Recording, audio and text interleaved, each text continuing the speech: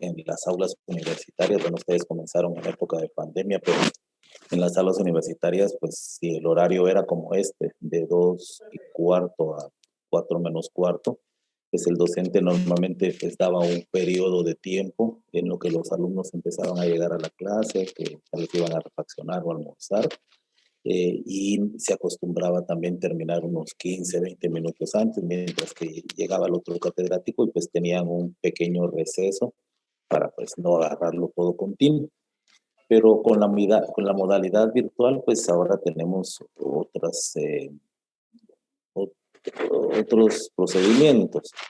Y les quería comentar algo con relación a por qué es importante que seamos puntuales, ¿verdad? Es una mala costumbre de los latinos. Los guatemaltecos tenemos un dicho, no sé si en otros países latinoamericanos lo tengan, pero dice que la hora chapina, de que a uno lo citan a las 2:15, pero dice, bueno, casi nadie llega puntual, entonces la hora chapina significa que voy a llegar más tarde. Si la piñata es a las 3, pues para que los invitados vayan llegando como a las 4. Entonces tenemos ese mal hábito, pero es algo importante que les quería señalar. Para el abogado y para el notario, principalmente, yo creería que para todas las profesiones o para todos los oficios o para todos los desempeños, es importantísimo el horario. Y les voy a decir por qué. Por ejemplo, si yo estoy citado en un tribunal para acudir a una audiencia a las 2:15 y yo llego a las 2:20 porque el parqueo estaba lleno, porque el elevador nunca que pasaba, porque X motivo, yo les garantizo que el juez no les va a aceptar ninguna excusa y les va a decir, abogado, usted y su cliente por favor se retiran porque usted no cumplió. Estaba citado a la audiencia a las 2:15 y usted vino a las 2:20. No digamos a las 25:30 o media hora después. Ese es muy delicado. Con el notario igualmente, porque el notario facciona en sus instrumentos públicos, entiéndase actas notariales o, por ejemplo, una escritura pública. En las actas notariales principalmente se ponen las horas, ¿verdad? Entonces es importante que no. Por favor, hay micrófono, Omar Mazariegos, me parece. Les voy a suplicar porque el audio nos afecta a todos, ¿verdad? Entonces, yo entiendo que a veces se le puede pasar a uno, a mí me ha sucedido, a veces estoy hablando y no he conectado mi micrófono, pero creo que es más delicado que se me conecte mi micrófono porque a veces uno habla cosas personales, habla con la familia o con el trabajo o algo, o una llamada telefónica y todos nos enteramos de lo que estamos hablando. Bueno, entonces les hablaba el tema de la puntualidad. Tenemos que crear buenos hábitos. No significa que porque así se hace, así tenemos que seguir haciéndolo.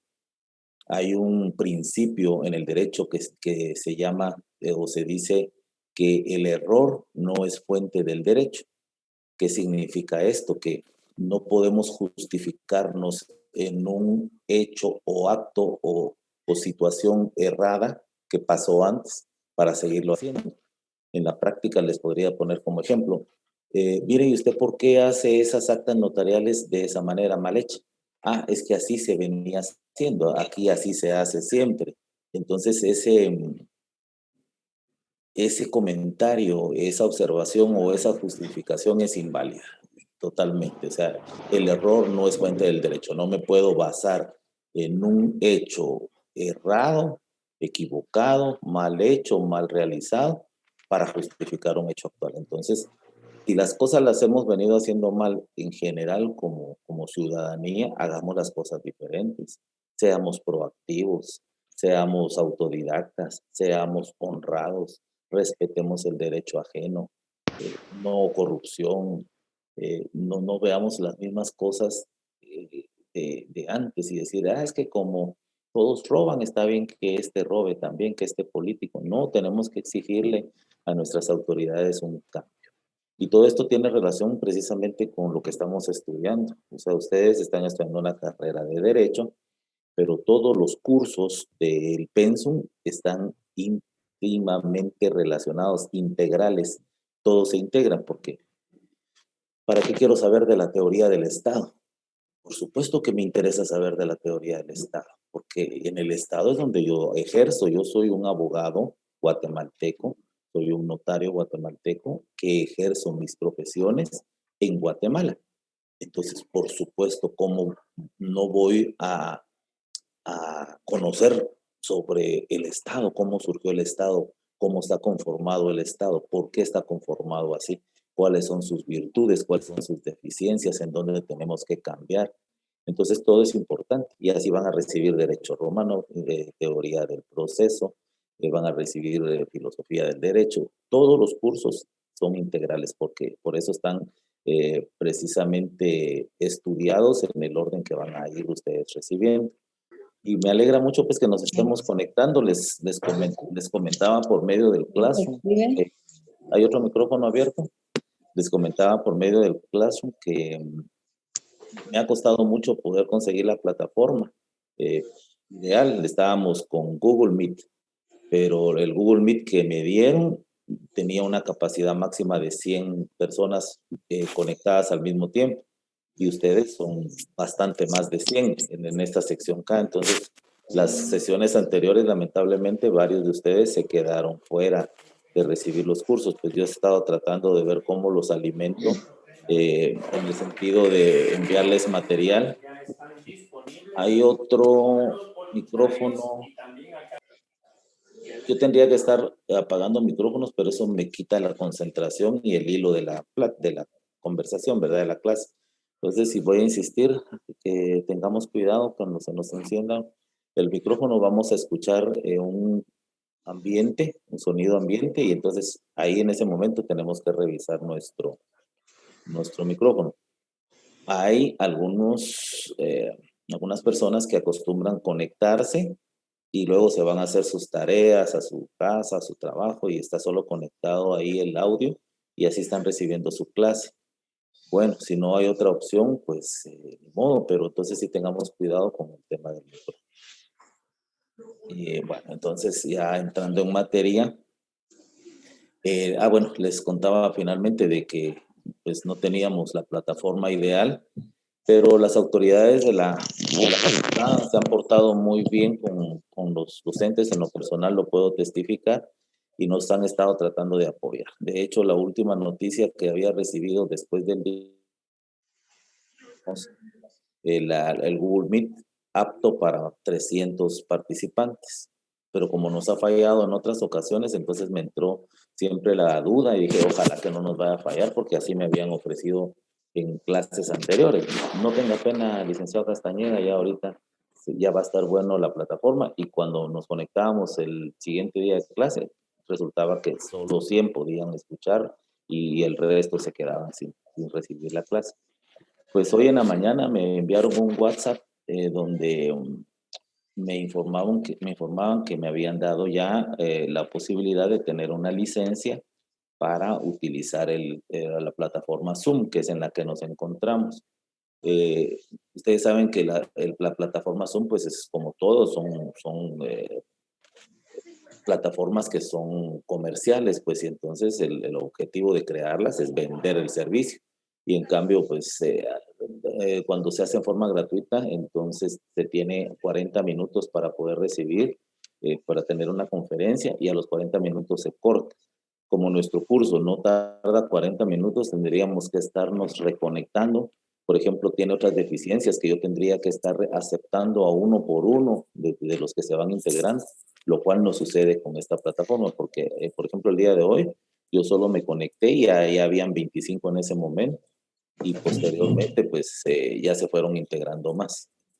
Bueno, entonces ahora que entramos en materia, les quería comentar para algunos de ustedes que todavía no hayan recibido clases por los inconvenientes que les comentaba hace un momentito, les quería platicar. Bueno, nosotros empezamos este curso tratando de motivarlos a ustedes para decirles, mire, este es un curso teórico.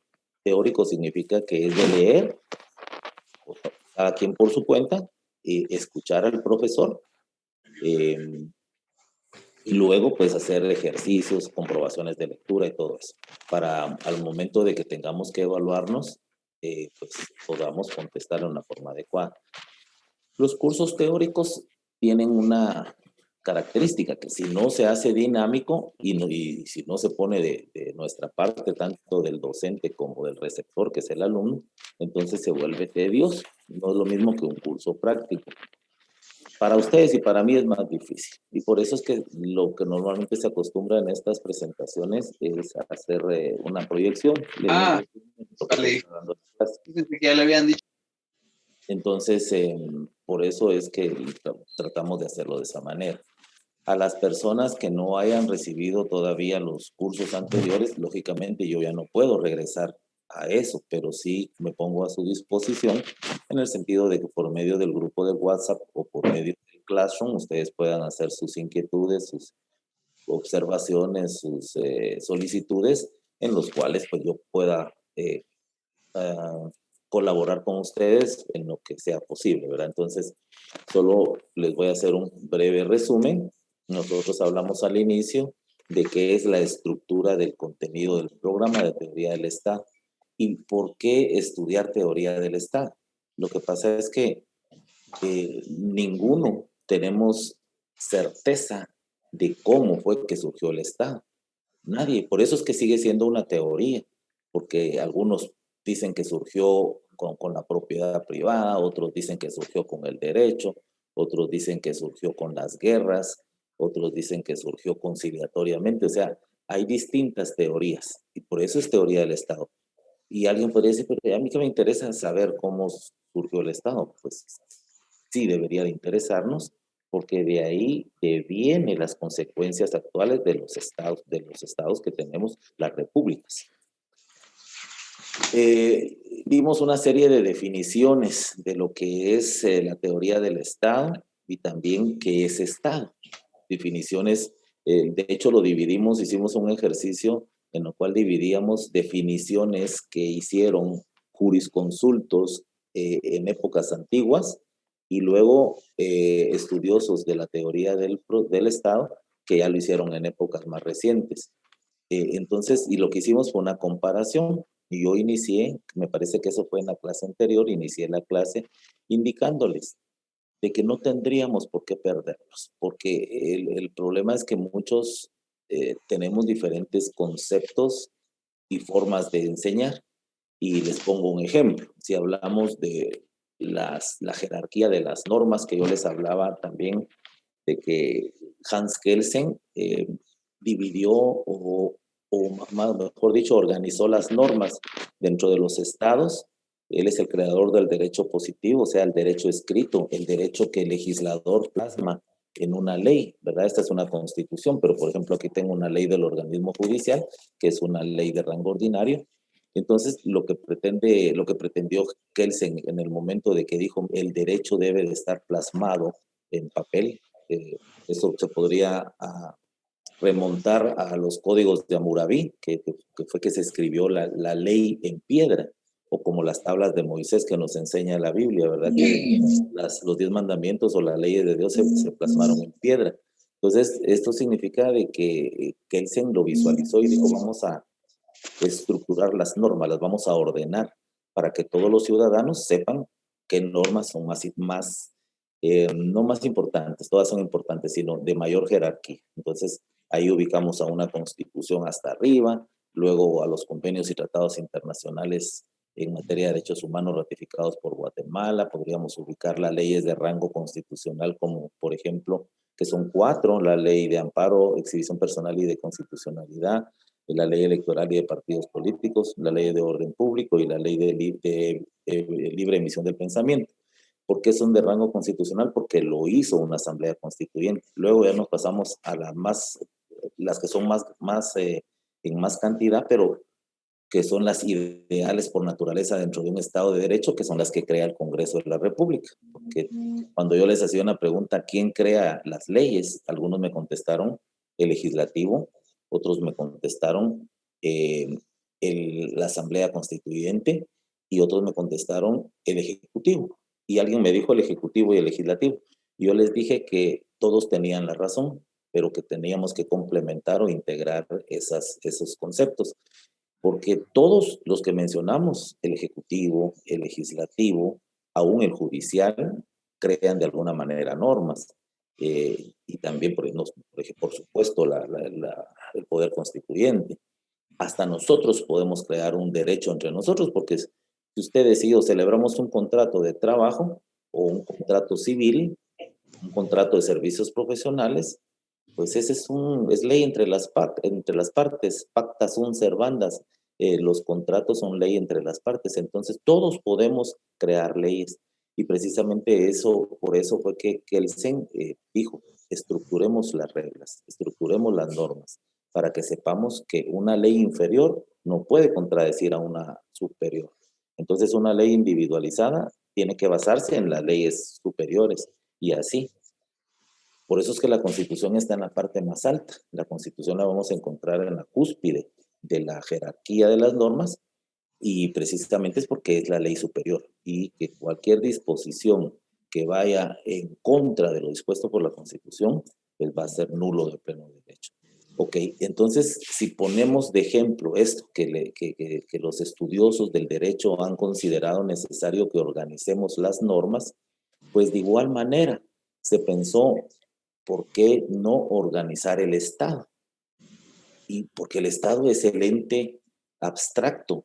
Es abstracto porque no lo podemos ver ni tocar, ¿verdad? O sea, no es como un celular que sí es un objeto, pero el Estado es un ente abstracto, es una figura jurídica, es una figura que no se puede ver ni tocar, pero que contiene elementos que sí son susceptibles de poder ver y tocar.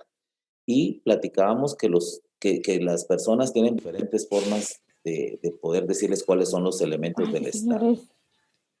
Los elementos del Estado yo los dividí o los resumí en tres partes, porque les decía esto, habrá un profesor de Derecho Constitucional que les diga que los elementos del Estado es la población, el territorio y la soberanía.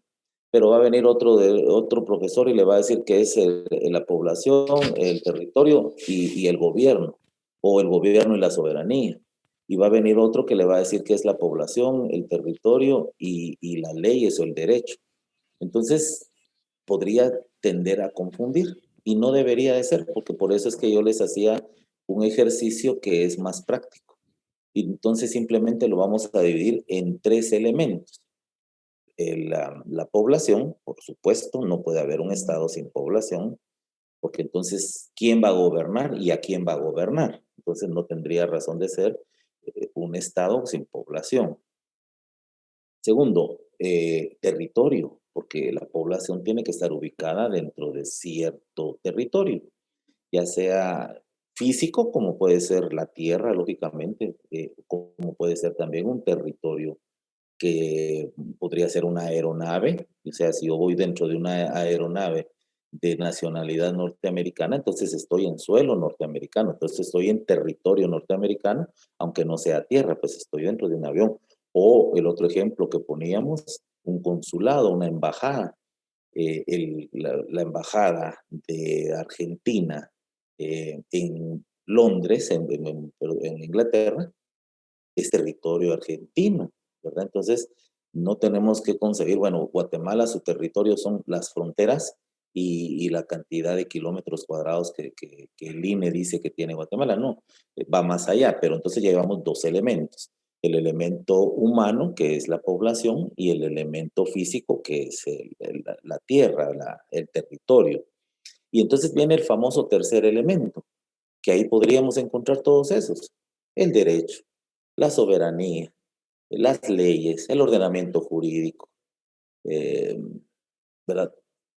Pero si ustedes analizan todos estos elementos del tercer elemento, todos estos subelementos, la soberanía, el ordenamiento jurídico, el derecho, eh, el gobierno, la administración pública, los gobernantes, todo eso es un elemento que, o sea, a la larga todos son subelementos que comprenden el elemento que es el tercero. Y a la larga lo podríamos resumir que el tercer elemento es el derecho. ¿Por qué? Porque como dice Kelsen, no puede existir Estado sin derecho, ni derecho sin Estado. Y algunos lo ponen hasta competir. ¿Qué fue primero? Si el Estado o el derecho, ¿verdad? Entonces, Kelsen, por ejemplo, dice, son uno mismo. O sea, El Estado es el derecho y el derecho es el Estado. Y tiene mucha razón, tiene mucha lógica, y por eso es que la teoría del Estado la vamos a ir viendo conforme las fases del programa, cómo ha ido evolucionando los conceptos de lo que es el Estado. Entonces entendemos que hubo necesidad de poder organizarse la sociedad, organizarse y decir, bueno, aquí tenemos que proteger nuestra vida, nuestra integridad, nuestra propiedad privada, nuestros derechos, y para eso necesitamos que alguien tome la batuta, porque si no hay una anarquía. La anarquía es la ausencia del poder, ¿verdad? Entonces viene la ciudadanía y dice, bueno, entonces formemos un ente abstracto que conlleve todas las posibilidades de poder organizarnos. Y ahí es donde surge el Estado. Y el Estado, en el tercer elemento, está conformado por los gobernantes o por la administración pública o por los poderes del Estado, como lo querramos ver, por el derecho. En Guatemala, los tres poderes del Estado son los guatemaltecos, que vivimos en este territorio, los extranjeros que viven en ese territorio somos la población. El territorio, pues es la circunscripción del territorio nacional de Guatemala, más las que el derecho internacional reconoce, como por los ejemplos que ponía anteriormente. Y el tercer elemento vendría a ser o nuestra constitución, o todo nuestro ordenamiento jurídico, o la administración pública, o el presidente de la república con los otros tres poderes del Estado, o en sí los tres poderes del Estado, ejecutivo, legislativo y judicial, todos estos vendrían a ser el tercer elemento. Entonces, considero que no debería de ser complicado que ustedes, cuando se les pida una definición de Estado, puedan darlo con toda la comodidad del caso, es decir, Estado es una figura jurídica que está integrada por un elemento poblacional, un elemento territorial y un poder que el Estado ejerce para administrar a los ciudadanos con una finalidad que es el bien común. Entonces, si se dieron cuenta ahorita, improvisadamente di una definición de lo que es Estado o Estado de Derecho sin mayores complicaciones. Bueno, entonces se les había dicho, esto es en términos generales lo que hemos platicado en las clases anteriores, insisto, para los compañeros que a lo mejor no han tenido la oportunidad de recibir todas las clases. Les comentaba también, yo creo que para no hacerlo al final, lo voy a hacer de una vez, espero estar captando su atención. Ustedes saben que pues ustedes tienen obligación de llegar a una zona mínima, y esa zona se va a conformar en dos etapas, primer parcial y segundo parcial. Me preguntan que no subirá las clases que usted ya había grabado. Sí, sí, lo que pasa es que como ahorita estamos cambiando de plataforma, la de hoy, de igual manera la estoy grabando, pero las anteriores sí las voy a subir. Y de hecho, pues también hay material, porque es que estudiar derecho no es solo recibir la clase. Por eso les insisto, ahorita lo que estamos haciendo es una interacción, ¿verdad? Debería de haber una interacción en la cual yo estoy platicando de derecho y ustedes me están haciendo consulta, licenciado, disculpen, pero ¿por qué el territorio pues no se puede cuantificar? ¿Por qué usted dice que el territorio puede ir más allá de las fronteras? Cualquier pregunta, ¿verdad? Que tenga relacionada al tema. Esa es la interacción. Entonces, no nos acostumbremos a que todo lo que se dijo en clase es lo que yo debo aprender, porque si no soy autodidacta, entonces voy a quedarme muy limitado. Yo lo que estoy hablando, lo que el programa les indica y lo que los libros de texto y las leyes les indican, ustedes tienen que profundizar en cada uno de esos elementos, porque si no, olvídense, no nos alcanzaría el tiempo, tendríamos que recibir clases de 10 horas diarias por cada curso y eso es imposible, ¿verdad? Entonces, por eso les digo, sí, yo voy a tratar de trasladarles las grabaciones, pero pues no se vayan a confiar en eso. Bueno, entonces repito, tenemos dos parciales y de cada uno de estos parciales a los docentes se nos da la posibilidad o el derecho o la facultad de poder poner zona, o sea, trabajos de zona. Entonces, ya el examen, por ejemplo, el primer parcial ya no va a costar 30 puntos, sino a lo mejor va a costar 20 y los otros 10, que es con los cuales se sumaría a los 30 puntos, pues se puede dejar un trabajo, se puede dejar comprobaciones de lectura, se pueden dejar cuestionarios, se pueden dejar exposiciones, etcétera. De todas estas experiencias que se van adquiriendo durante los años de dar docencia, pues hemos aprendido los docentes como que ya no deberíamos utilizar cierto tipo de trabajos. Fíjense que, por ejemplo, en el notariado se hace, cuando uno está estudiando notariado, me parece que el notariado 4, 3 o 4, hay 4 notariados, le ponen a uno a hacer un protocolo, o sea, una serie de escrituras. Haga una escritura de compraventa, haga una escritura de donación entre vivos a título gratuito, haga una escritura de testamento común abierto. Y llegó un momento en que como todos los alumnos empezaron a copiarse ya con la tecnología, entonces alguien lo trabajaba y resultaban 100 presentando el mismo trabajo. Entonces hasta llegaron al extremo de que muchos han dejado a mano esos trabajos y como que trabajar a mano ya resulta antididáctico y como que muy retrasado, y si ya no estamos en la época de hace 100 años donde probablemente nuestros abuelos trabajaban a mano, nosotros ya no. Pero los docentes que justifican eso dicen, lo que pasa es que si lo dejamos con trabajo a máquina, todo el mundo se copia. Hoy es tan sencillo que mandame a vos tu trabajo, yo se los puedo mandar por un WhatsApp, por correo electrónico, por cualquier medio, y es tan fácil de plagiar un trabajo, entonces por eso es que no se hace. Y yo a la larga llego a la conclusión de que, miren, la responsabilidad está en usted. El docente tiene la obligación y la responsabilidad de dar su clase lo mejor posible. Y el alumno, por ende, tiene la obligación moral y legal de recibir su clase. Si no la quiere recibir, es su derecho. No se le puede obligar a que la reciba. Si no quiere poner atención, pues está en su derecho. Sabrá él si está haciendo bien en su vida perder tiempo, ¿verdad? Creo que nadie deberíamos de perder tiempo, sino aprovechar el tiempo. Entonces, cada quien está libre. Entonces, como que el hecho de dejar trabajos escritos en computadora y todo el mundo, bueno, no todo el mundo, pero una gran cantidad se copien, ese es el problema de cada quien.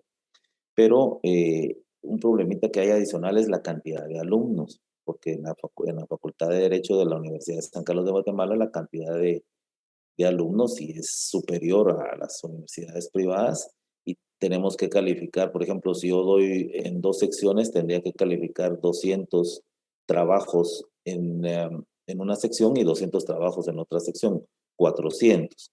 Y si le pongo para el segundo parcial, serían 800. Se pueden imaginar la cantidad de trabajo que eso representa. Entonces, en esta cátedra lo que se decidió fue que lo que vamos a hacer es 2 comprobaciones de lectura. Una ya está, me parece que es para el miércoles 17, que sería de este miércoles 10 en 8 días. O sea, hoy es 8, el miércoles 10 en 8 días. Ahí sería el 17 de enero, yo ya lo publiqué en Classroom, ahí va a ser la comprobación de lectura sobre el libro de El contrato social de Juan Jacobo Rousseau. El contrato social, en términos generales, trata de que para Juan Jacobo Rousseau, que es el autor del contrato social, es nuestra constitución, o sea, nuestro Estado de Derecho se complementa idealmente con una constitución. Entonces, para Juan Jacobo Rousseau, la constitución es un contrato o el contrato social es una constitución. Es muy interesante, es un libro pequeño.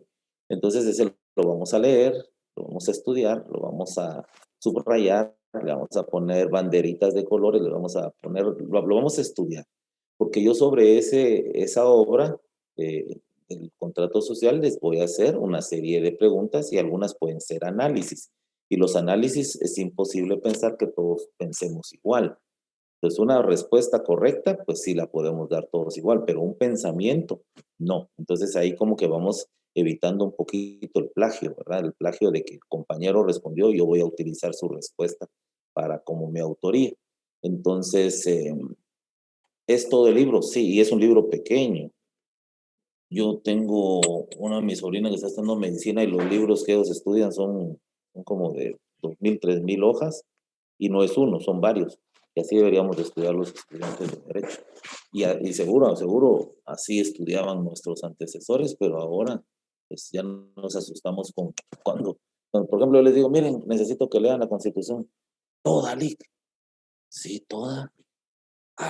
Pero si es bien grande. No, no, no. Miren, aquí vamos a ver si lo tengo.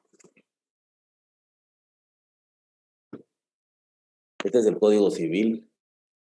Miren el tamaño de este código. Tiene más de 2000 artículos. Tienen 2180 artículos el Código Civil. Entonces, si esto me asusta, entonces ¿será que estoy en una carrera en la que voy a funcionar? Porque si no me gusta leer o me asusta leer esto, entonces sí tengo algún tipo de problema de ubicación, ¿verdad? De ubicación de carrera, porque todas las carreras les aseguro que hay que leer, hay que estudiar. Los ingenieros, los arquitectos, los administradores de empresas, los economistas, todo el mundo tiene que dedicarse al estudio y no hay ninguna carrera que yo crea que no hay que leer. Yo recuerdo yo ahora que no sé si está esa carrera de educación física, pero muchos de mis compañeros de los básicos, y hace algunos años, decían, yo voy a estudiar para profesor de educación física, porque preferían mejor ir a jugar básquet y a nadar y todo eso que agarrar un libro. Entonces decían, no, yo no quiero estudiar bachillerato, no quiero estudiar perito contador, no quiero estudiar magisterio, porque mejor me voy a maestro de educación física. Pero fíjense que hasta ellos tenían que leer, entonces sí, tenemos que leer todos. Ahorita les voy a poner el nombre en el chat. Se llama El Contrato Social. El Contrato Social, de Juan Jacobo Russo.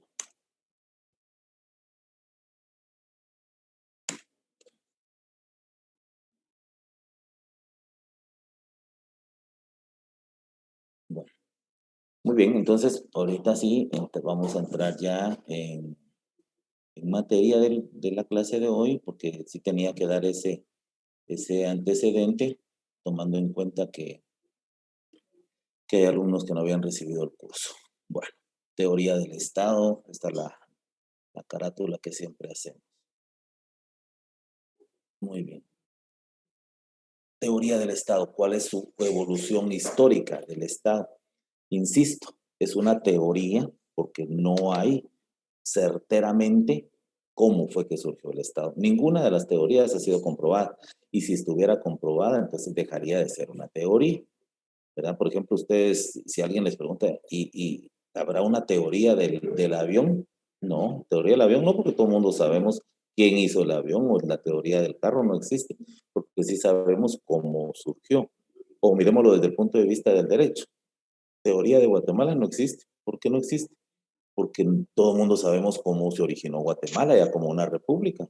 Guatemala era una colonia de España que conformó una federación y luego se independizó de España según la historia en 1821 y a partir de ahí surge Guatemala como una república. Entonces, no puede ser una teoría. En cambio, el Estado sí es una teoría porque aún no sabemos realmente cómo fue que surgió el Estado y por eso es que existen diferentes teorías que las que vamos a ver, son las que vamos a ver el día de hoy. Hablamos que existe en el Estado una evolución histórica que la podríamos dividir en tres etapas o épocas. La época antigua, la época media y la época moderna o contemporánea.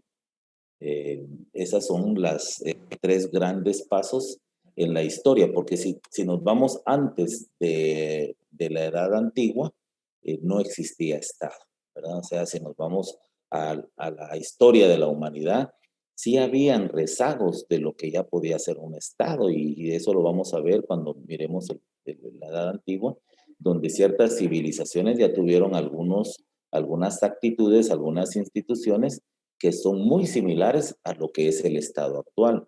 Y entonces podríamos considerar de que sí surgió en épocas de miles de años antes de Cristo esta evolución histórica del Estado. Y en la Edad Media, que fue en la época donde hubo mayores precursores, donde ya hubo una división de los poderes por Montesquieu, donde divide a los poderes, divide al Estado en tres poderes, el ejecutivo, legislativo y judicial, y no digamos con Hobel, que es uno de los autores de la teoría del Estado más recientes.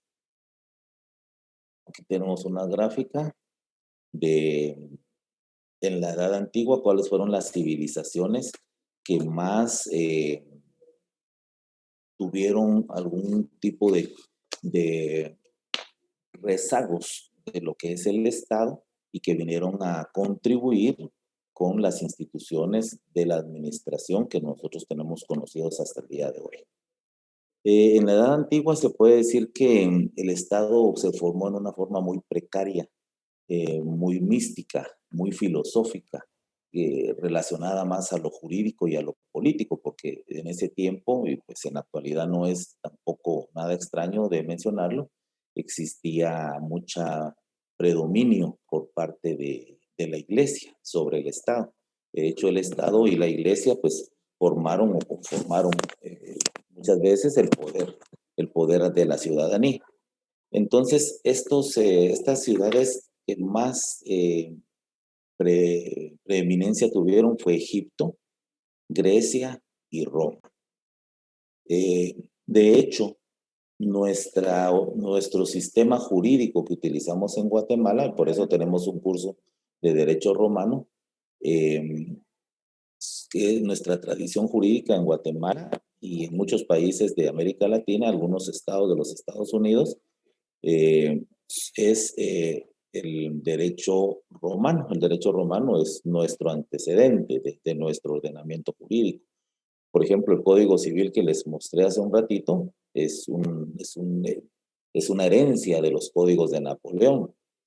Nuestros códigos penales también es una herencia de los códigos de Napoleón y mucho de nuestra actualidad jurídica proviene del derecho romano.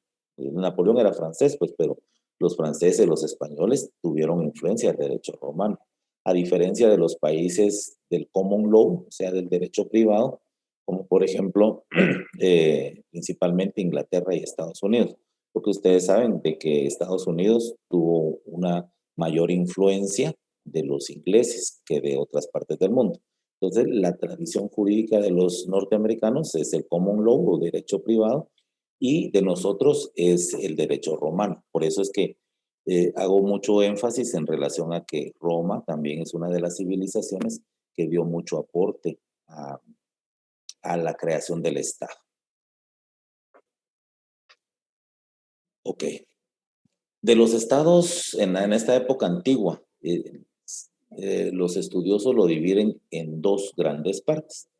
Los primarios y los primitivos, que podrían considerarse como sinónimos, pero en este tema en general no son sinónimos, porque aparte son estos estados que se dividieron o que se resurgieron de los primarios que de los primitivos. Entonces, aquí en la presentación hago un resumen porque la presentación en PowerPoint o en otros tipos de proyectores no debe ser de que aquí yo vengo a leer lo que dice la proyección, sino que aquí solamente es una ayuda de memoria para llevar un orden y que tanto ustedes como yo podamos ir leyendo y eso nos va a dar un mejor resultado. O sea, ver la presentación, escuchar lo que el catedrático está diciendo y analizar lo que se está diciendo y lo que se está leyendo.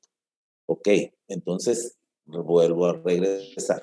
En la edad antigua o en la época antigua, los estudiosos consideran de que los estados primitivos se dividieron en primarios y en primitivos. Dentro de estos, los primarios probablemente tengan mayor realce, mayor importancia, mayor participación. Y esto surgió de que un estado organizado se desprendió y se formó un nuevo estado. Podríamos poner un ejemplo de lo que estábamos hablando hace un momento, en la cual la Capitanía General de Centroamérica, que la cual lo conformaban 5 países en el área de Centroamérica, posteriormente se dividió, y se dividió en Guatemala, se dividió en Honduras, en El Salvador, en Nicaragua, en Costa Rica. Entonces, esa confederación, ese estado federado, se dividió en diferentes estados. Pues en los estados primarios de esta época antigua se dio un fenómeno similar, y aquí pongo algunos ejemplos. Por ejemplo, Egipto se separó de los ávidos, que era una civilización antigua. De hecho, se considera que ellos existieron unos 3000 años antes de la era cristiana. De igual manera, podríamos verlo en la Mesopotamia, que es parte de la época antigua, donde los Urnik se separaron, ¿verdad? Entonces, de los Urnik, también más o menos en la época de los años 3000, antes de la era cristiana, pues se subdivide en la Mesopotamia. Igual podemos ver con el caso del valle del río Indo, que también tiene una historia similar, solo que es un poco más reciente. El norte de China, que es lo que conocemos actualmente como China popular o China comunista, que está también relacionada con que se pudo desprender de una dinastía Shang, que era un tipo de gobierno en esa época, porque había la autoridad de que los chinos han manejado por medio de las monarquías. Eso es en una época aproximada de 100 años antes de la era cristiana. Y un caso más reciente, por ejemplo, en Latinoamérica, donde encontramos la civilización peruana de los incas, pero pues estamos hablando de unos 400 o 600 años después de Cristo, después ya en la era cristiana, donde Perú se extrae como estado de los moche y de los huari, ¿verdad? Y hay algunas otras civilizaciones de las cuales podríamos hacer mención. Entonces, estos estados primarios, denominados primarios, que se difieren de los primitivos, son estados que surgieron de otros estados, ¿verdad? Entonces, esa es de las principales características. Por su parte, estos mismos estados primarios, que son los que estoy mencionando acá, están un poquito más amplios. Los primitivos. Los primitivos en esta etapa de la Edad Antigua, este tipo de estados, se puede decir que no existía un estado, no existía un estado como un ente jurídico que pudiera administrar a los demás. No existía un aparato estatal. No obstante, en otros lados sí lo existía, como por ejemplo de los primarios. Ellos sí tenían estados y extracción de un estado de otro. Pero en este caso, los primitivos, que es de lo que viene de la era paleontológica ya para la era de la civilización, podríamos considerar que esta etapa de los primitivos no tenía estado. Algunas de las civilizaciones importantes que empezaron a surgir en esta época es, por ejemplo, las civilizaciones del Bronce Egeo. Estos, estas civilizaciones del Bronce Egeo eran agricultores, y de la historia dice de que ellos pues cultivaban para vivir, pero surgió un fenómeno, y ese fenómeno fue que hubo superproducción de cosechas. Entonces, ya estas personas que organizaban esa superproducción, porque ellos se organizaban para trabajar la agricultura, pero lógicamente no todos lo hacían al mismo tiempo. Más o menos como podríamos ver el ejemplo de las abejas en un panal, que tienen una reina, que tienen los obreros, o sea, las abejas obreros, que son los que trabajan la producción de la miel, y otros que se les denominan las abejas zánganos, ¿verdad? Que son los que realmente no hacen nada, que es muy similar a una estructura social de la actualidad, ¿verdad? O sea, hay de toda clase de trabajadores. Pues en esta época de la era de las civilizaciones del Bronce Egeo, pues empezó a surgir una superproducción de cosechas, y entonces me imagino que lo que sucedía es que ellos empezaban a preguntarse, bueno, ¿qué vamos a hacer con esta superproducción? Y entonces es donde empieza a haber ya una diferencia de clases, los que poderosos o los que mandaban y los que se ponían a trabajar, los inteligentes, que eran los que pues pensaban cómo hacer con la sobrecosecha, y los otros los que tal vez no se ponían ni a pensar que podrían ser privilegiados si se pasaban al otro bando. Y entonces fue surgiendo esa metamorfosis dentro de la sociedad y dentro de la estructura jurídica que fue creando ya rezagos de lo que es el Estado. Otro, por ejemplo, la civilización malgache, que esto es lo que en la actualidad como, conocemos como la República de Madagascar. Estas eran tribus, eran tribus, civilizaciones, dice la presentación, donde ellos empezaron a organizarse por grupos sociales y cada grupo social estaba dirigido por ancianos y por sabios. Estas civilizaciones también van surgiendo y promoviendo la creación del Estado. De los dos dibujos o pinturas que fotos definitivamente no son que están en la presentación, el que está al lado derecho y es relacionado con las civilizaciones del broncegeo, que en ese tiempo los agricultores pues, utilizaban mucho el bronce para sus herramientas de trabajo, de la agricultura y de la caza y de la guerra, ¿verdad? Y en la figura que está en la parte de abajo, pues es más relacionada con Madagascar, que es una isla que pertenece al continente de África. Estos no se crearon y evolucionaron de manera autónoma. Estos fueron en base a los preceptos que se habían utilizado en esa época. Bueno, ahora entremos, jóvenes, a las teorías, porque precisamente por eso estamos hablando de una teoría del Estado. Y existen diferentes divisiones de lo que es una teoría, de cómo surge el Estado. Un micrófono abierto.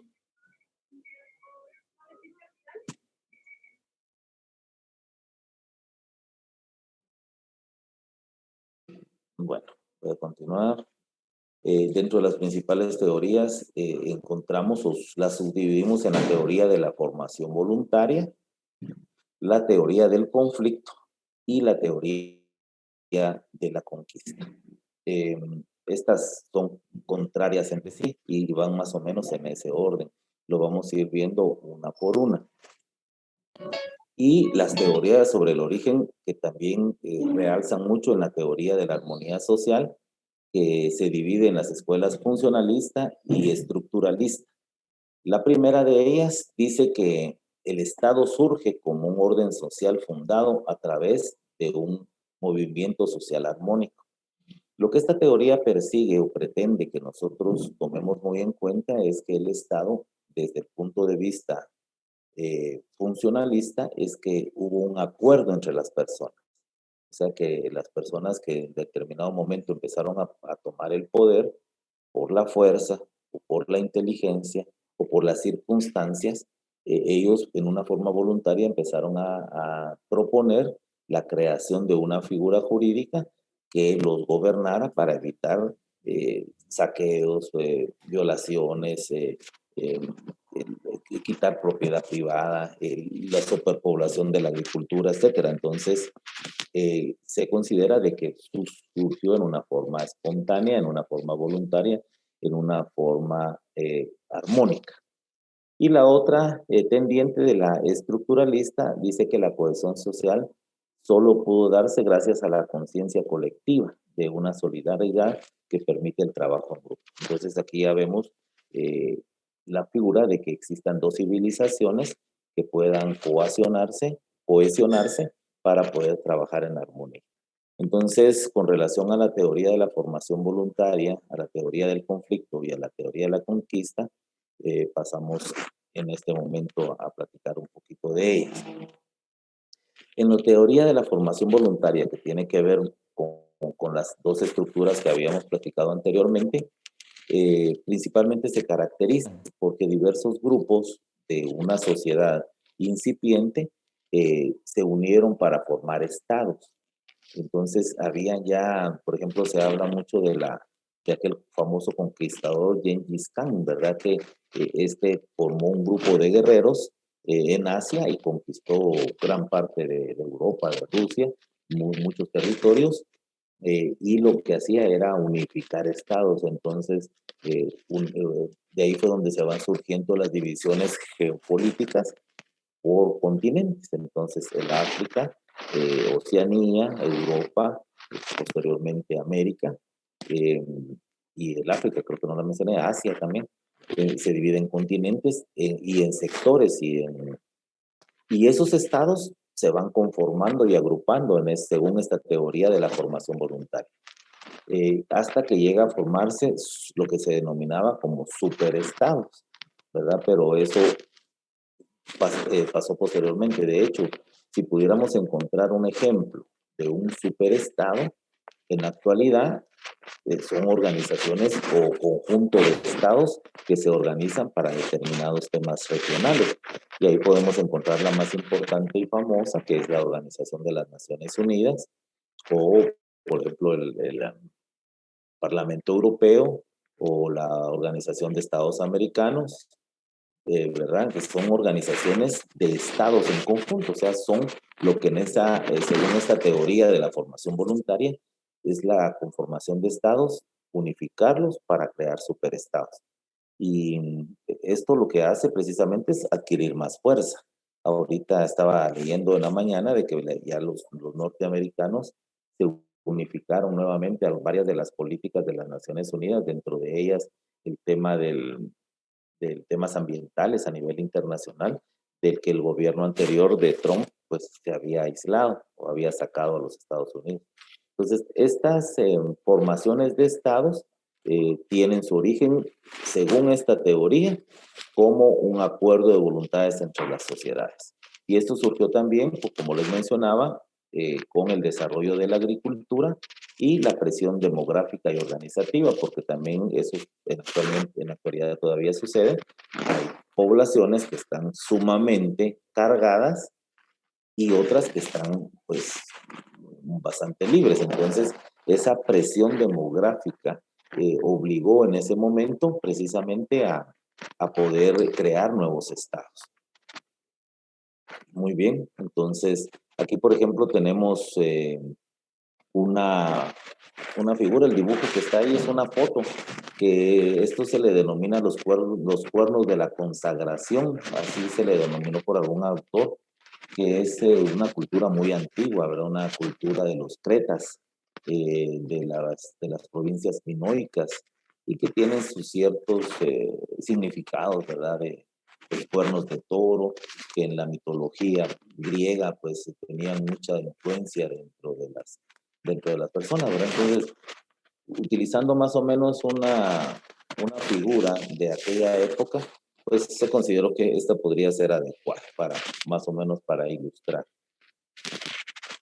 La otra teoría, la que viene enseguida de la teoría de los acuerdos, es la teoría del conflicto. Esta es contradictoria. Esta teoría lo que considera es de que los estados se formaron a la fuerza, por las guerras, por las presiones, por los saqueos, por precisamente el querer obtener de las otras culturas o de las otras civilizaciones cierto poder. La teoría del conflicto tiene algunas características muy importantes. Esta es mucho más profunda que la anterior y, por ejemplo, afirma que los conflictos y la denominación de una población sobre otra son claves para el origen del Estado.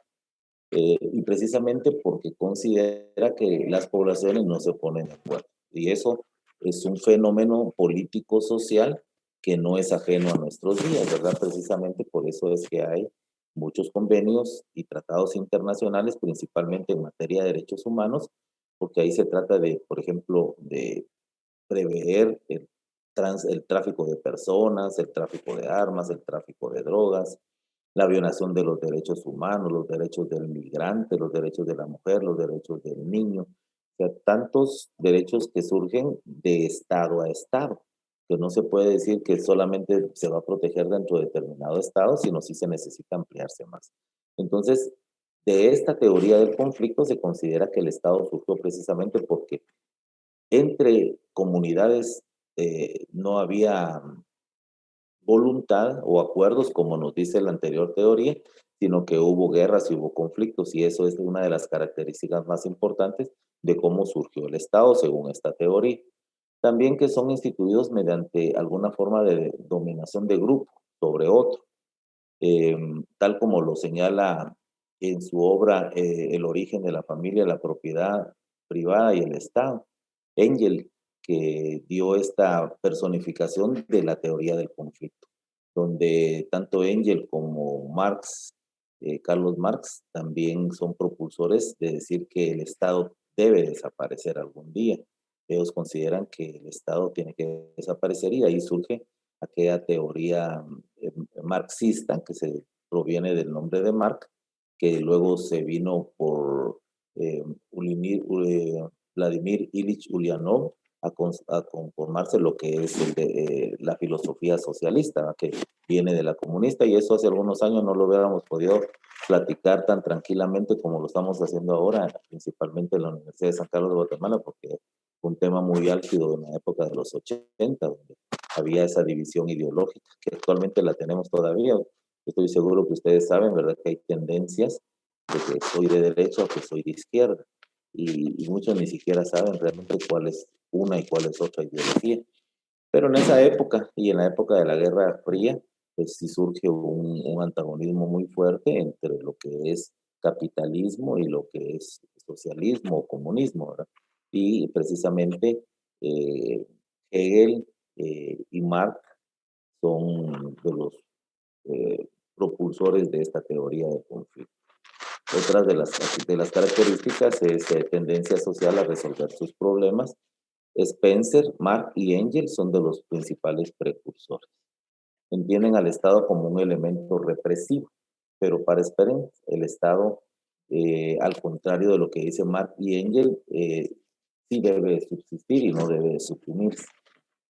Yo les platicaba de que si nosotros pudiéramos poner una analogía y comparar al Estado con una de nuestras familias, en la cual está integrada seguramente por el papá, por la mamá, por los hijos, de repente, ¿por qué no por los nietos?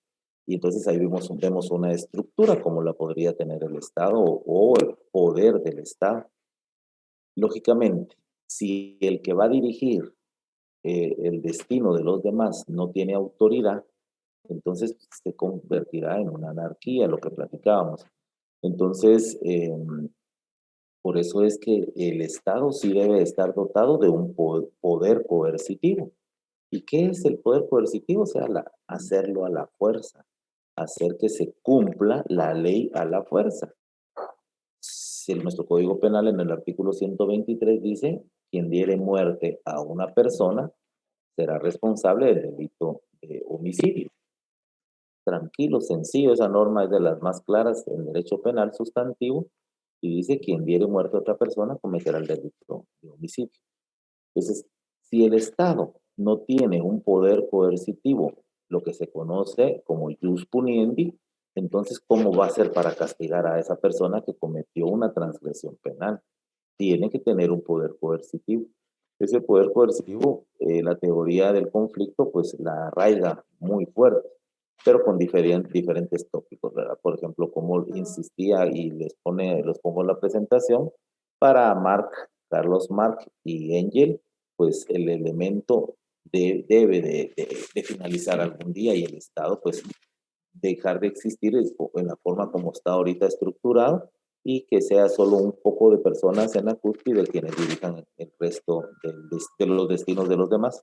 Esto lo podemos encontrar en la actualidad, por ejemplo, en China comunista, en donde los gobernantes son los que tienen el poder absoluto y los gobernados pues tienen que regirse a las normas que ellos establezcan, ¿verdad? Entonces, son orígenes, gobiernos actuales o sistemas de gobierno actual que tienen su origen en esta teoría del conflicto. Finalmente, en la presentación dice los orígenes del Estado y de la civilización, en que plantea el surgimiento del Estado a partir de la necesidad de ordenar un proceso productivo y el reparto de beneficios del excedente generado. Eso ya lo habíamos platicado anteriormente. La superproducción es parte de los elementos que conforman probablemente la creación de los estados. Ahora veamos, después de haber tocado estas principales teorías, cuál es la tendencia de la evolución del Estado. Y esto se puede ver desde el punto de vista sociológico, desde el punto de vista psicológico que llegan a formar una sociología política, ¿verdad? Porque el Estado no se puede pensar solo desde el punto de vista filosófico, tampoco desde el punto de vista sociológico ni psicológico. No nos podemos quedar solo con una de las ciencias, sino precisamente por eso es que la teoría del Estado viene a utilizar todo este conglomerado de puntos de vista para poder analizar la evolución del Estado. Y estas teorías de la evolución del Estado que son utilizadas en la práctica. Para Engel, el Estado se desenvuelve según una dialéctica racional ineludible. Eh, eh, el constante progreso y evolución de las sociedades, desde el punto de vista social, desde el punto de vista político, desde el punto de vista religioso, conlleva una evolución y que entonces no puede quedarse el Estado retraído o detenido. El Estado, no obstante su palabra, su etimología dice que el Estado significa algo firme, pero pues no tiene que ser evolutivo. El Estado tiene que ir en constante evolución, al igual que lo es la sociedad. Había una tercera teoría, se recuerda, que es la teoría de la conquista. Esta tiene un poco de menos seguidores, pero pues en términos generales, lo que la teoría de la conquista menciona es que los estados se van creando cuando determinadas civilizaciones poderosas pues conquistan otra y forman un estado, pero que pertenecen a ellos. Y esto pues sucedió en la época de los griegos, de los romanos, de los egipcios, y en todas las civilizaciones ha venido surgiendo. En la época actual no es la excepción, ¿verdad? Sabemos que desde el punto de vista ya no es la conquista que nosotros tenemos en nuestras mentes, pero por ejemplo encontramos que desde el punto de vista ideológico, eh, pues Nicaragua es un país socialista o con tendencias socialistas, Cuba lo es desde hace muchos años, ahora Venezuela también y algunos otros países, y este podría tomarse como un ejemplo de conquista contemporánea. O sea, convencer o tomar por desde el punto de vista ideológico o desde el punto de vista de convencimiento a la fuerza, poder crear una nueva figura estatal. La época media, que esta es la época que podríamos considerar como la época más difícil, ¿verdad? Que es la época donde encontramos mucha persecución, la época de las cruzadas, la época de los medievales, la época de todas estas civilizaciones tan bruscas, tan nefastas para la humanidad. Y eso surgió pues precisamente después de los primeros 10 siglos, por el año 1000 después de Cristo, la Edad Media, pero que tuvo un desenvolvimiento muy importante con relación al surgimiento del Estado. Y precisamente es las muchas instituciones en las cuales hubo revoluciones o hubo conflictos donde la población se cansó de tanta irregularidad y de tanta opresión y surgen movimientos como por ejemplo la Revolución Francesa, y algunas otras como la Revolución Industrial, y no digamos la evolución del constitucionalismo, donde ya surge las ciudadanías y dicen, bueno, entonces plasmemos nuestros derechos ciudadanos y pongamos límites a los poderes que tiene el Estado. Y ahí es donde surge la Constitución. Y podríamos ir dentro de los antecedentes constitucionales, como la primera Constitución, la Carta Magna de Inglaterra de 1215, en donde empieza a surgir precisamente ese movimiento constitucional, que es el que conocemos hasta nuestros días. Aquí yo insisto mucho, me gusta estar mostrándolo, nuestra Constitución, que precisamente su antecedente es la Carta Magna de Juan Sin Tierra en Inglaterra en la época de 1215. Y como insisto, es donde viene y la gente, la población, el elemento población, dice, pongámosle un alto al poder que tenemos, al tercer elemento, pongámosle un alto. Y eso únicamente lo podemos hacer en una ley superior, que sea superior a cualquier otra. Esa es una constitución. Y entonces ya a partir de la Edad Media que surge precisamente el cambio con la primera constitución, es que viene precisamente los aportes para poder crear una división de poderes, porque antes de eso los estados únicamente estaban los monárquicos o de las monarquías, de los reinados o de las oligarquías, ¿verdad? Aquellos gobiernos que se heredaban entre las mismas familias, y de ahí todavía encontramos en la actualidad los reinados que todavía son protocolarios y existen en Inglaterra, en España, en Países Bajos, en Bélgica, en Austria, en todos esos países europeos donde todavía encontramos las famosas monarquías o los reinados. Y eso se le puso un alto precisamente con el surgimiento de la Carta Magna. Los principales precursores de esa época de estos derechos podemos encontrar a Santo Tomás de Aquino. El santo, algunos se los dejamos, otros se los quitamos porque el santo no era parte del nombre. El santo es un calificativo que la Iglesia Católica le da a ciertas personas que fueron considerados santos, como alguno de ustedes escuchará todavía actualmente de los santos. Pero Tomás de Aquino, Bartolomé de las Casas, que fue, se menciona en la presentación porque fue muy importante en la época de la conquista de las Indias, ¿verdad? Él creó la ley de las Indias, donde le da ciertos derechos a los conquistados en América Latina, en Guatemala, por ejemplo, y en otros países de la región. Y otros como Domingo Soto, Juan de Mariana, Francisco de Victoria y Suárez, entre otros. Eh, Se antepone a la persona sobre el Estado. El pueblo delega en el príncipe o en el rey, pero este no es superior a la ley. De hecho, Juan 16 mencionaba que la ley era superior a todos menos al rey, ¿verdad? Entonces, siempre hubo de parte de la monarquía cierto rezago en respetar. O sea, nosotros vamos a respetar la ley. De hecho, el rey, el soberano, era quien dictaba las leyes, no había un poder parlamentario. Pero ya eso cambió a partir del resurgimiento del derecho constitucional y el derecho de los pueblos de requerir que los gobernantes tuvieran un límite, porque la constitución no es otra cosa que ponerle límites al poder del Estado, porque un Estado con demasiado poder es un Estado tirano y que violenta derechos de sus administrados.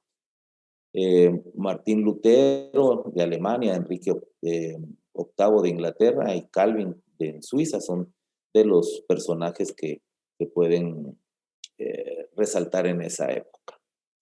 Los criterios que son más aceptados entre todas estas teorías que hemos mencionado y que quisiera que ustedes me permitan que yo les pueda mandar un material para poder profundizar en cada una de ellas. Los criterios que más son aceptados de estas teorías para considerar el surgimiento del Estado son las que vemos acá.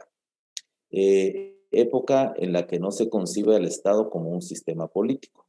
El único sistema político conocido en esa época de la Edad Media es el feudalismo, o sea, el poder local, el poder del rey. El Estado es absolutista, o sea, estricto sensu, un poder monárquico, un poder oligárquico, un poder del rey, del, de la soberanía, de la alta cúpula de poder. Y aquí está la mención que les hacía: el rey no se somete a la ley, que era un criterio de un soberano en esa época. Finalmente, la época moderna, y que también algunos otros la conocen como moderna o contemporánea, donde ya el derecho constitucional tuvo mucho más fortaleza, ya empezaron a crearse otras constituciones, la Constitución de los Estados Unidos de Norteamérica, por ejemplo, y de ahí que viene el surgimiento de nuevos derechos constitucionales y del constitucionalismo. Los precursores más reconocidos en esa época están Bodin de Francia y Hobbes de Inglaterra. Y precisamente estas teorías nos llegan a enseñar que donde probablemente surge el primer estado moderno es en España, o sea, ya dentro de los estados que conocemos en la actualidad, que salen de la monarquía y que se vienen a transformar en una nueva era, de que los gobernantes sean electos. O sea, se quedan con sus reinados, con sus monarquías, con sus oligarquías, pero a la vez le dan el derecho a los pueblos de poder elegir a sus gobernantes. Y lo vemos, por ejemplo, en España, donde encontramos un primer ministro y de todos modos ahí está el rey y la reina. Inglaterra es otro ejemplo muy claro de ese tipo de gobierno, de esa transición, pero que se quedó en el tiempo. O sea, sí le dan el poder al Parlamento para que elija un primer ministro, pero siempre se quedan con su poder monárquico, ¿verdad? Con sus reinados. En Inglaterra ahí está la reina Isabel, en un estado democrático, en un estado donde surge la constitución y el derecho constitucional, ¿verdad? Entonces, pero en España precisamente surgió, ustedes en la historia que estudiamos en algún momento, se recuerdan de precisamente las uniones que hubo, y esta unión principalmente de las coronas de Castilla y Aragón, donde se une Isabel de Castilla y Fernando II de Aragón, y ahí con esa fusión de estados surge precisamente ya el estado de la, de la provincia de España, de la península española, y de ahí precisamente para acá ya el surgimiento de los estados con un derecho constitucional, con un ordenamiento jurídico, con una división de poderes y hasta el día de hoy, ¿verdad? Donde encontramos todavía muchas falencias. En Guatemala, por ejemplo, hemos tenido 10 constituciones desde nuestra época independiente y eso lo que ha dado es un retraso, por eso es que a nosotros nos llaman en vías de desarrollo, pero que más técnicamente otros nos llaman subdesarrollados. O sea, nosotros vamos al rezago durante muchos años en relación a países desarrollados. Y el Estado es la figura sociopolítica más importante para ese campo. Si no tenemos un Estado fuerte, si no tenemos un Estado actualizado, rico, pues no vamos a salir de ese subdesarrollo. Y no podemos tener ese desarrollo del Estado si tenemos instituciones tan débiles y funcionarios corruptos, que son corruptos porque las leyes y las instituciones se los permiten ser. Dentro de las características que mencionamos ya de esa transición de la época moderna hasta nuestros días, está precisamente cuando surge aquella reacción, aquella oposición en contra de las monarquías. El surgimiento de la Declaración de los Derechos Humanos, de los Derechos Civiles y del Hombre, la Revolución Francesa, Montesquieu con la división de poderes, aunque Locke ya había hecho, ya se había pronunciado con relación a esta división de poderes, y el surgimiento del bien común y el bienestar general como el objetivo supremo de toda sociedad. Yo les comentaba, me parece que en la clase anterior, que precisamente el bien común es el objetivo de todo Estado, de toda ciudadanía.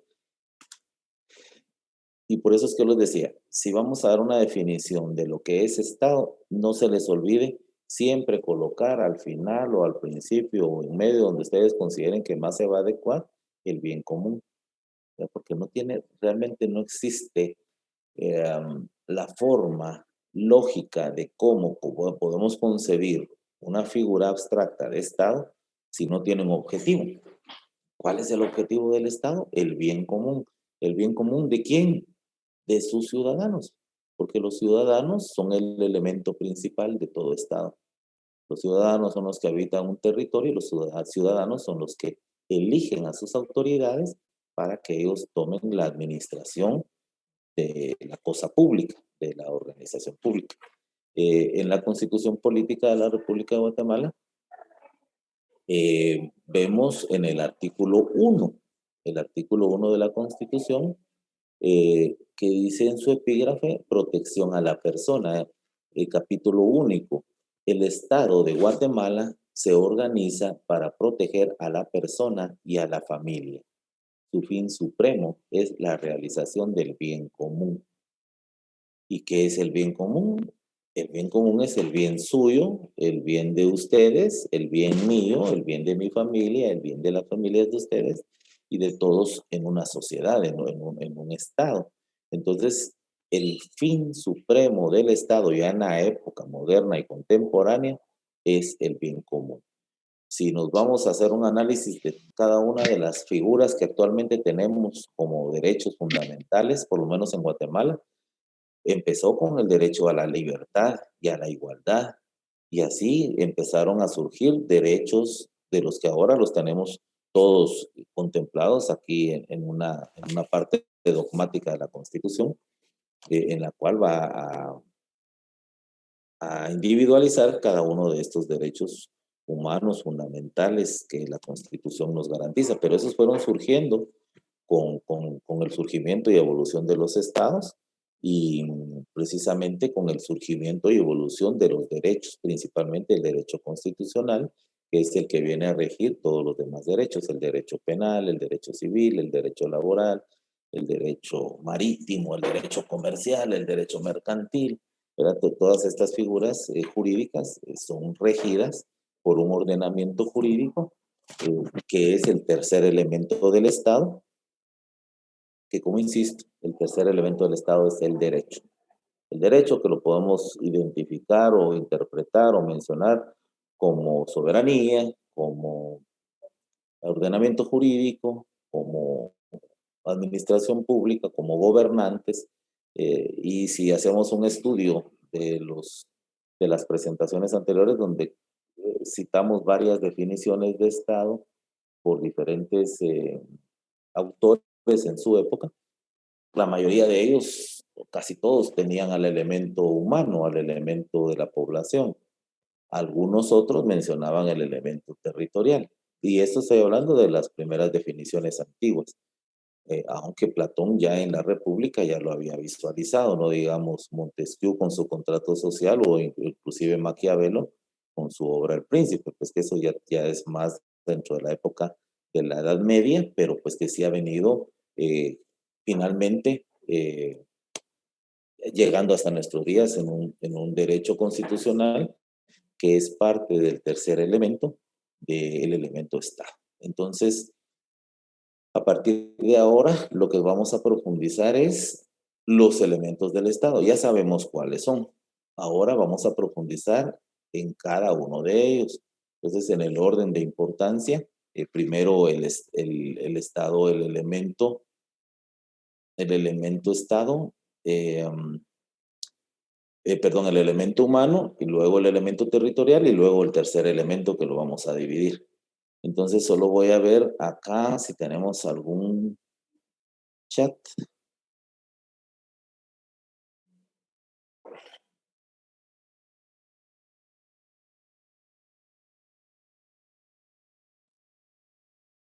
Si tuvieran alguna pregunta,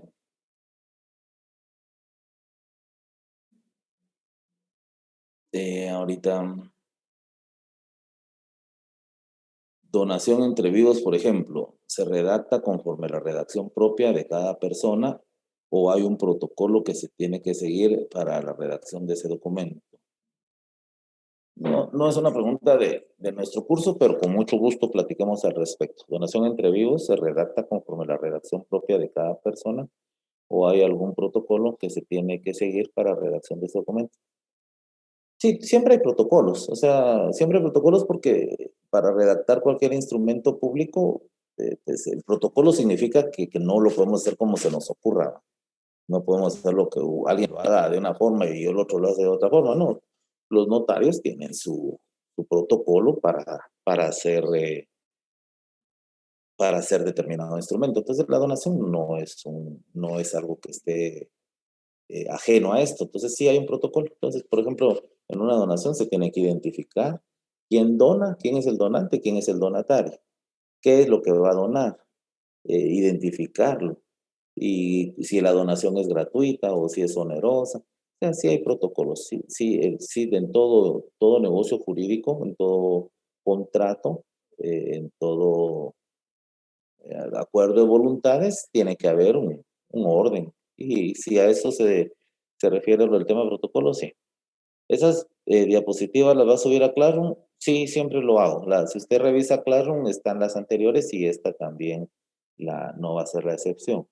Aquí había yo puesto el contrato social de Juan Jacobo Rusio, que es un documento que si ustedes no lo tienen, porque por eso no lo pueden comprar, yo considero que ha de ser económicamente barato, porque es un libro pequeño. Si no lo pueden encontrar porque no lo consiguen o porque no lo pueden ir a conseguir o porque no lo pueden pagar, yo ya se los envié a Classroom, ahí está en forma digital para que ustedes puedan consultarlo en, en ese lugar. Entonces, ahí lo pueden consultar y yo siempre los invito para que sigan participando. Y al día de hoy, pues ya tuvimos la posibilidad de no limitarnos a 100 de ustedes como oyentes del curso, sino que ya vemos más. La teoría de la formación voluntaria, ¿qué época abarca? Época antigua y época media. La teoría de la formación voluntaria. Esas teorías, esas tres teorías, la de la formación voluntaria, la teoría del conflicto y la teoría de la conquista, pues surgen precisamente de esa época antigua y se traslada a la época media, a la Edad Media de nuestra historia político-social. Ya cuando pasamos a la edad moderna, pues estas teorías ya se van fortaleciendo. Por eso yo cuando inicié la clase les decía la diferencia entre una hipótesis, entre una teoría o cuando una teoría ya está confirmada, ¿verdad? Entonces deja de ser teoría. Teoría es algo muy posible de que sucedió, pero pues que no está comprobado todavía el día de hoy. No hay una de las teorías de la evolución del Estado que esté totalmente confirmada, porque entonces esa dejaría de ser teoría y las otras también dejarían de ser teorías, porque ya hubo algo que lo... La teoría de la evolución es un ejemplo, ¿verdad? O sea, algunos dicen que Darwin pensó que el hombre viene del chimpancé y que de ahí nos formamos, otros tienen otras ideas científicas y también espirituales o filosóficas, y por eso es una teoría, porque si ya estuviera confirmado, no, el hombre surgió del mono, entonces ya no sería una teoría, ya sería una afirmación. Entonces las teorías significa pues que se acercan mucho a la realidad, pero en la actualidad todavía no podemos confirmar que fue una o que fue otra. No sabemos si algún día pueda asegurarse eso, de repente surge el descubrimiento de algún documento que pudiera aclararnos y decir, bueno, así fue como surgió el Estado o cualquier otra de las teorías. Compañeros, tenemos 14 minutos para terminar la clase. Si quieren, pues se puede adquirir el libro.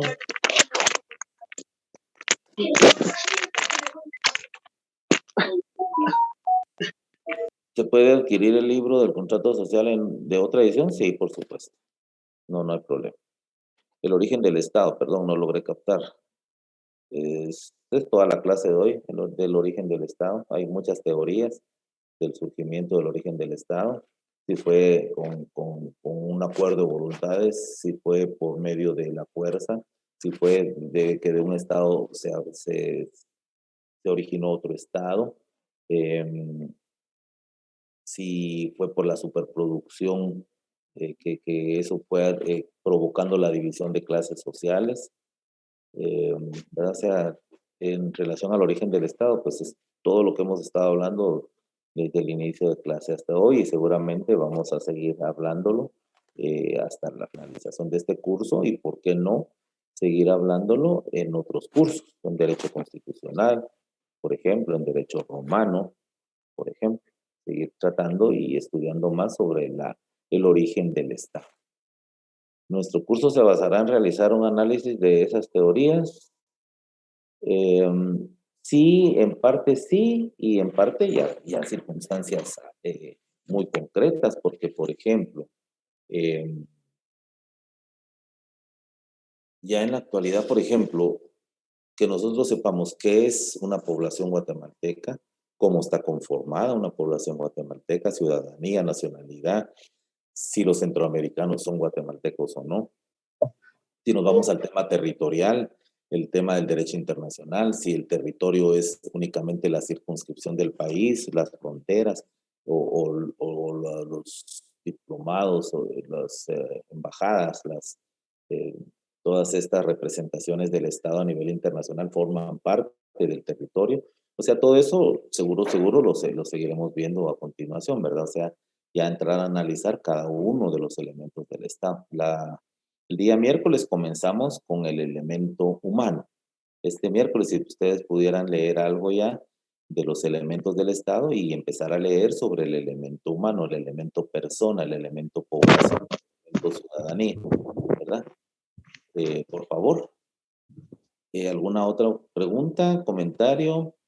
Les quiero agradecer porque sí estuvimos bastante en orden con el relación a los micrófonos. Hubo dos, tres medio que se nos pasó ahí, pero muy bien para la cantidad de personas que somos 140. Bueno, ahorita ya vemos 140, hubo un poquito más hace un ratito. Estamos bien, ¿verdad? Entonces, les agradezco porque también parte del éxito y del desarrollo es el respeto que tanto yo les debo a ustedes como ustedes a mí, a sus demás catedráticos y entre ustedes mismos, sus compañeros, porque están estudiando una carrera que es probablemente de las que más influyen en el desenvolvimiento político de la nación, ¿verdad? Nuestro presidente es un médico, pero el vicepresidente es abogado y notario. El presidente del Congreso de la República es abogado y notario y el presidente de la Corte Suprema de Justicia, por supuesto que es abogado y notario. Entonces, entre los ministros, funcionarios y todo, encontramos a nuestra profesión mucho protagonismo dentro de las figuras, dentro de las instituciones públicas en nuestro país, públicas y privadas. Compañeros, entonces vamos a dejarlo acá para que ustedes tengan unos 10 minutos entre lo que terminamos y lo que comenzamos con el otro curso. El que les toca ahorita me parece, hoy es lunes, un licenciado Solares, me parece que les toca según lo había leído. Entonces, pasen muy buena tarde, mucho gusto saludarlos y les estoy enviando lo más pronto posible una otra pregunta. Vamos a ver el chat antes de cortar.